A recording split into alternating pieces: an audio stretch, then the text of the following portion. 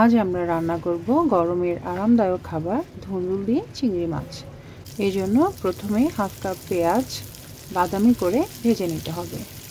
পেঁয়াজ কিছুটা বাদামি হয়ে এলে এর মধ্যে দিয়ে দিতে হবে আধা চা চামচ হলুদ গুঁড়া, আধা চা চামচ মরিচ গুঁড়া ও আধা চা চামচ ধনের গুঁড়া। আমি এখানে যে মশলার পরিমাপটা বললাম সেটা আধা কেজি ধুন্দুলের জন্য।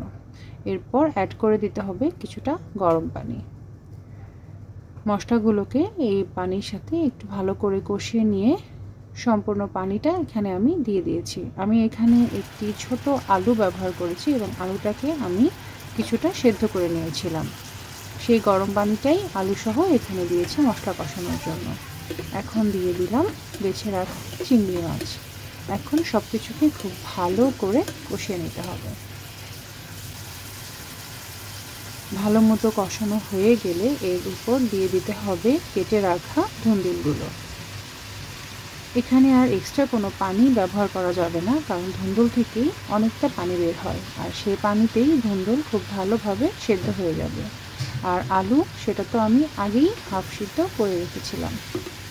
এই তো এখন মশলার সাথে সব কিছুকে খুব ভালোভাবে কষিয়ে নিতে হবে।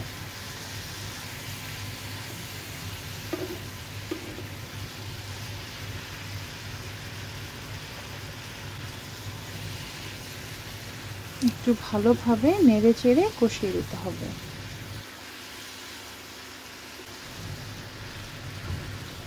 কষানোর এক পর্যায়ে দেখা যাবে ধুন্দুল থেকে আস্তে আস্তে পানি ছাড়তে শুরু করেছে। সেই অবস্থায় ঢাকা দিয়ে দিতে হবে এবং অপেক্ষা করতে হবে সম্পূর্ণ পানি বের হয়ে আসার জন্য।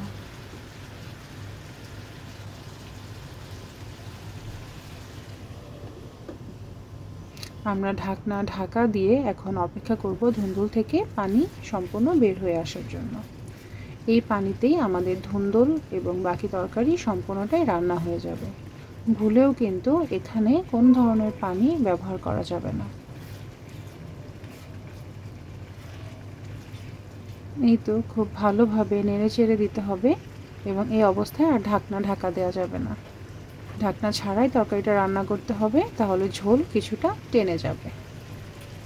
এই অবস্থায় অ্যাড করে দিব কিছুটা জিরার গুঁড়ো।